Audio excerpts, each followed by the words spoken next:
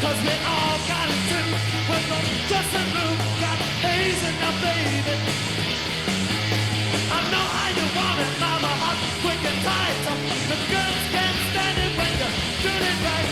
Let me up on the stand and let me kick out the jam. Yes, kick out the jam. I have to kick 'em out.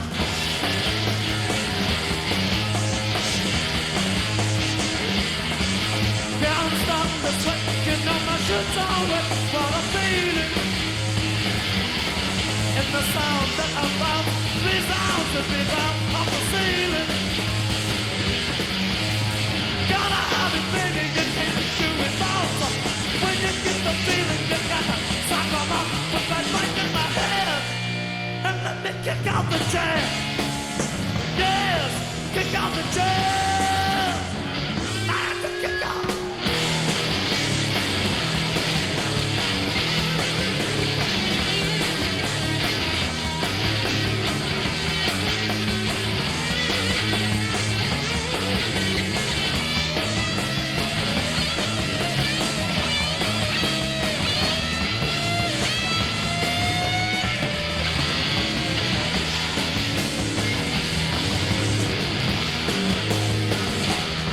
So you got to give it up, you can't get enough of brutality. 'Cause it gets in your brain and it drives you insane with the frenzy. The way they get past you, the pressure, the drum, make you wanna keep around until morning comes. Let me be who I am and let me kick out the jam. Yes, kick out the jam. I'm done, kick them out.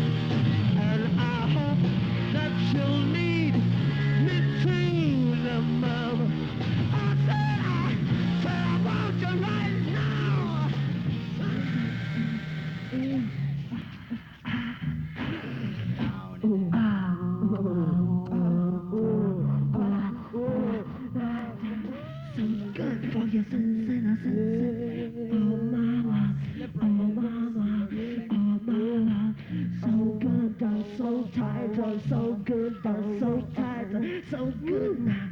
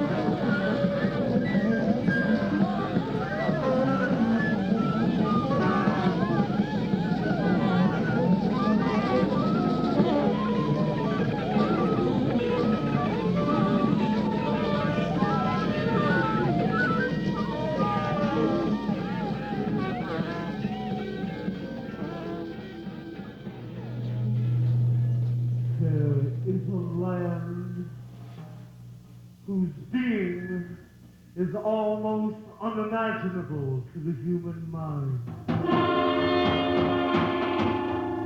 On a clear day, we stand there and look further than the ordinary eye can see.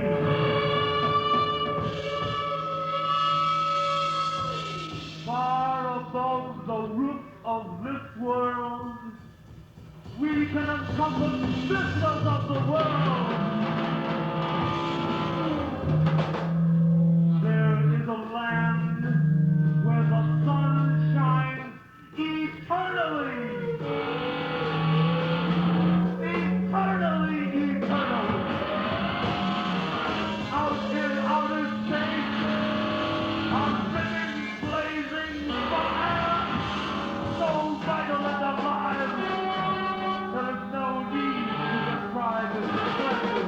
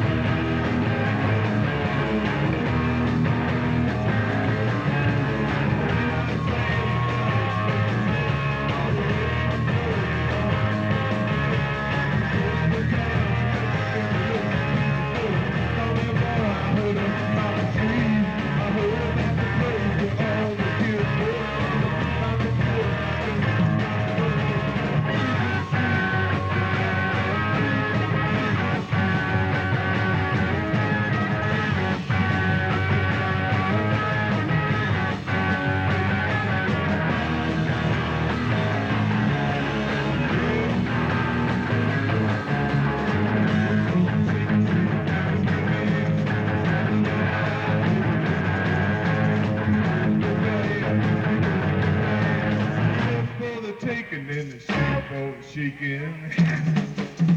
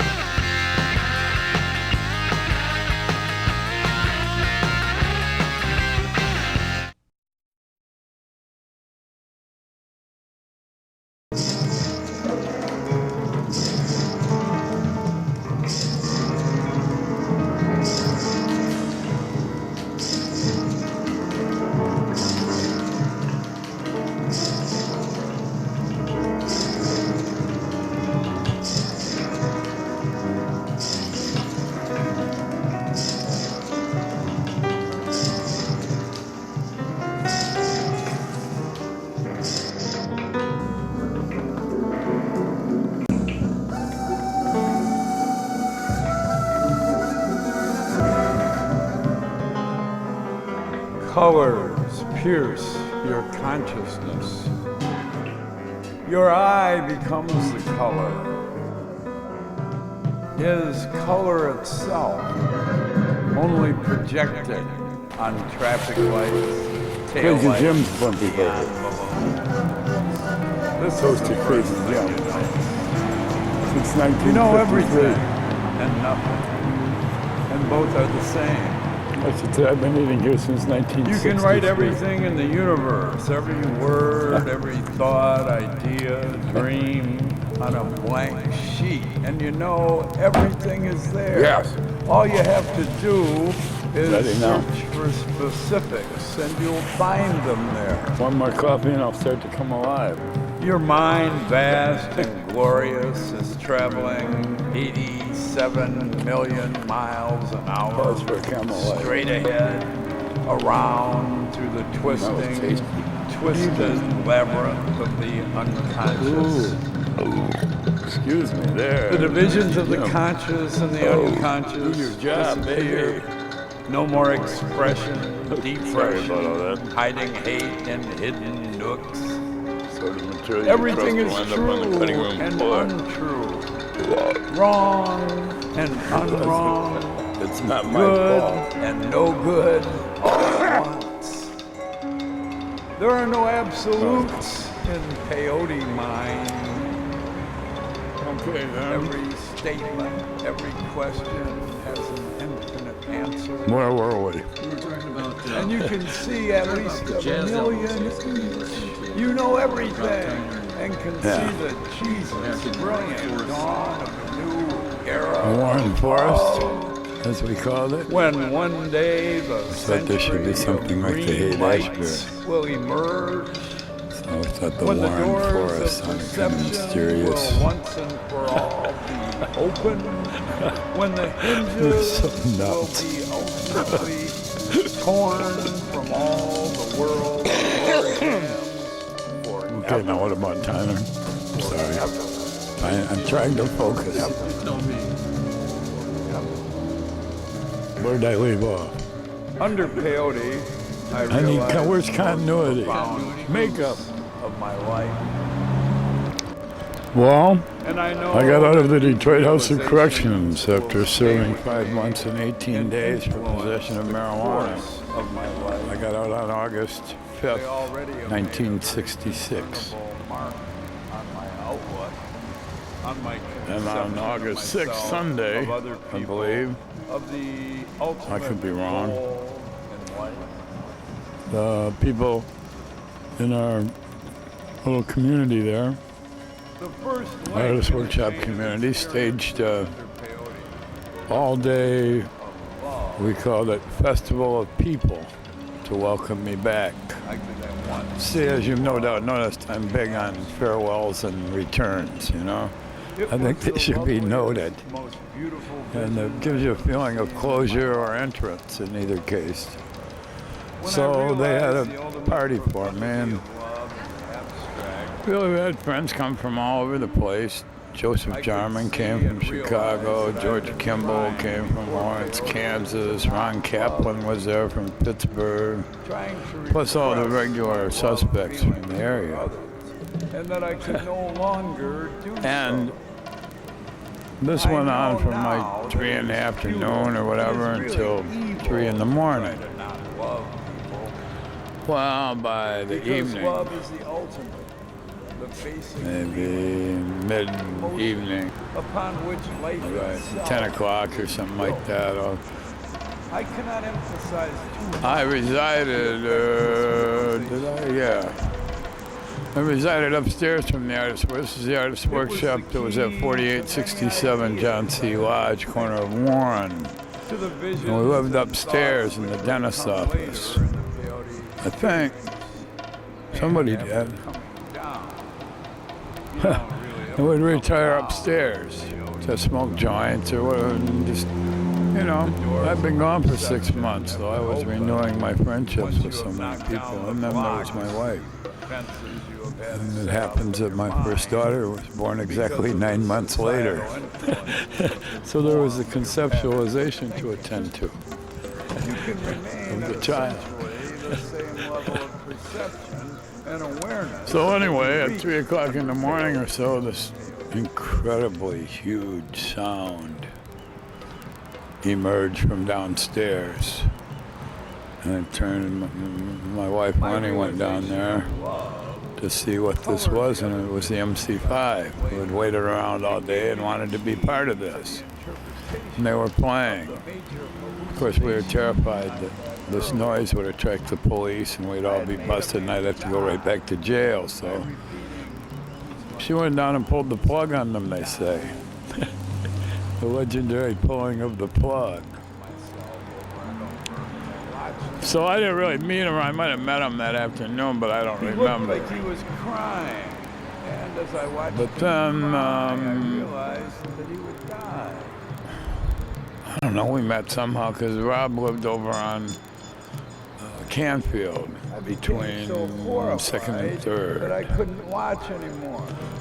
Had to jerk And my Wayne eyes also away lived from over it. there, I think. I shut my And Michael eyes Davis in lived in the silence. neighborhood with Sandy Whitehouse, who was an old friend of mine. I started to cry. And somehow we met and I My became soul. aware I've of never them. been so horrified. You know, this is right at that cusp So where it turned from beatniks to in my hippies. life. And all these there was this influx of new people, new to us. Yes, all the time it was happening. And they were all I smoking knew pot, somehow but that it was taking not LSD, real, peyote, that I mescaline. had tucked myself into So it was a very believing exciting time. that I was, in a sense, fooling And I can't myself. say how we shook hands and met. It might have this been the time when it's immortalized in the movie where he and Frank Bach came to see me. And that would have been a little later because we were living in the Garrett apartment across from the Fifth Estate office in a house on Plum Street. And they came there to give me a hard time over something I had written. And I had the presence of mind to offer them a joint and put some Cecil Taylor on. And we became fast friends, the three of us. Frank Bach and I still friends from that moment on. And so I don't remember the specifics. I just know Tyner and I started. I went to see him at the state fairgrounds. It must have been the state fair. A month later, huh? It was not until And much they were later playing at some that I realized that my thing hosted by Jerry Goodwin, the DJ from WKNR. I also remember seeing there Andy Warhol's Exploding Plastic Inevitable with the Velvet Underground. Yeah, they were the outside attraction, or one of them. And I just thought this was the corniest shit I'd ever seen in my life. Gerard Malango, who I knew as a poet, cracking the whip, Viva Superstar, whoever was there. Oh, it was disgusting. It was the opposite of good, clean, hard-driving rock and roll fun. It's very decadent and degenerate. I guess that was their point. Because they cannot understand that schizophrenia is harmful This is so only lame. when the schizoid person lets one of his dual sides take over from the other. And then the Grandy Ballroom opened in October, First first week in October, 66. And we definitely were there. I remember that vividly. For the first night, about 100 people were there. The MC5 played, the strobe light was on, the mirrored ball. Everybody was on acid. Very incredible. And that's when I really saw them in their glory. And I thought, man, these guys are really fucking great. Really great. And they were billing themselves as avant-garde. See, all the bullshit about the Svengali issue of Sinclair and the MC5 is all total horseshit. Their conception of themselves, of the band, and of what they wanted to do was really fully formed. When I met them, the execution was a little sloppy, but they knew what they wanted to do. They called themselves the Avant Rock MC5, which you see on the first Grandy poster. That was their term. The key to the peyote experience is found in the expression. Well, probably. Dig yourself. Rob and Gary Grimshaw and Emil Basilla were the three musketeers who beat them at Lincoln Park High School. Wayne and Fred were a year or two behind them. And When my curiosity was satisfied, Tyner, of course, had taken, whose name is Robert Derminer, had taken his stage name from McCoy Tyner, pianist with the John Coltrane Quartet at the that time. I had a dirty, nasty, So, I mean, they were rooting already before I even met them. We just celebrated our unity of purpose on this issue. Anyway, then I spent many nights hanging out with Rob Tyner in the year to follow. Just hanging out, staying up all night, taking acid, smoking pot, ranting and raving, even to hate them. more perfect When I world, realized etc., I could do it etc. so easily because I had such an We planned all kinds of things, and then we started to make them happen. I was deeply It's quite incredible. I could see And, that I couldn't be But I was really just a friend of evil. them. I'd go to all their gigs because I just wanted to hear them play. That was how we built our following. That's how they built their following. And then I joined them in September or so of '67. But I had never been able to really grasp. I was inspired by hanging out with Rock Scully and Danny Rifkin, the managers of the Grateful Dead, who had come to Detroit to play the Grandy on their first tour. And I hung out with these guys, and we ended up bringing the Grateful Dead up here to Ann Arbor, to West Park, playing a free concert. But in the course of this, I was impressed that Rock Scully was even After farther out than peyote, I was was. able to understand Crazy, this idea crazy dope and fiend, put my hippie maniac. schizophrenia to work. Yet I was able. they were managing writing this under band that had a peyote, contract trying with to Warner describe Brothers. They and were on their transcribe national the tour. hallucinations and Thought, horrors one God, if he sees. can do this, I It's can probably do impossible. this. There are no words Literally, exact I thought enough, that. no words really big enough And to so describe I just utter determined in my horror, mind that, the because crushing, hanging with the crashing MC5, the first thing you could see was that see, feel, they even needed someone to touch. take care of their business You can and get talk them there on yourself time, into so to believing the speak. fantasies And, you you know, project just all the things onto involved, external making sure the equipment was in good repair, making sure there was transportation. Every gig up to then was an adventure. Would they get there? Would there be a car? Would there be amps working? Could they find enough what, you know, it was chaotic. So I just took it upon myself to start trying to establish some We were order. riding from the Wayne State And, campus area where we lived. and soliciting gigs for them and trying to get them more money for the gigs they already had and stuff like that. They worked basically for $125 a night. That was the Grandy scale. Whoops, sorry.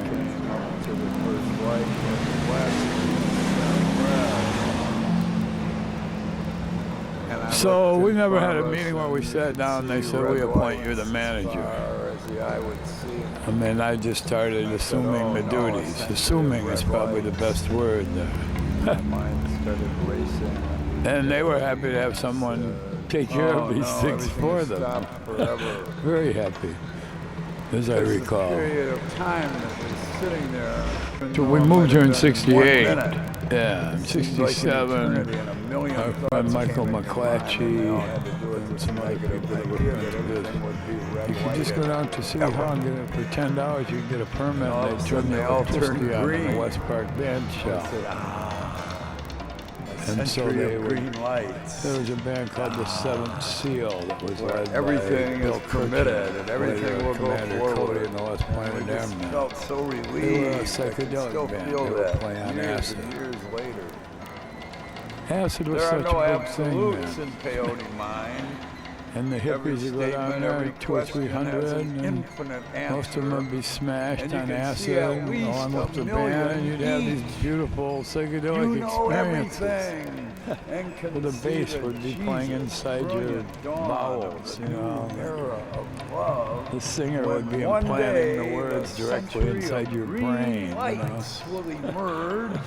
When the Oh, it was a doors of beautiful perception scene. will once And that was for all how be the last opened, concert of the year we when brought the the Grateful Dead up hinges in will Detroit. ultimately be torn from the world's door jams forever. Oh yeah, there was more than a couple of Kick hundred out at the the end. Yeah. jams, motherfucker. You have to look at the pictures. But there was a big brouhaha with the Grateful Dead concert because they were playing barefooted. Beautiful August day, and someone got a shock, and they called to the audience and said, "Could somebody throw us up a blanket or something to stand on?" And somebody threw up an American flag. So everybody laughed, and they put that down. They played on that. Well, the police and irate citizens were monitoring this concert from high up on the edge of the amphitheater.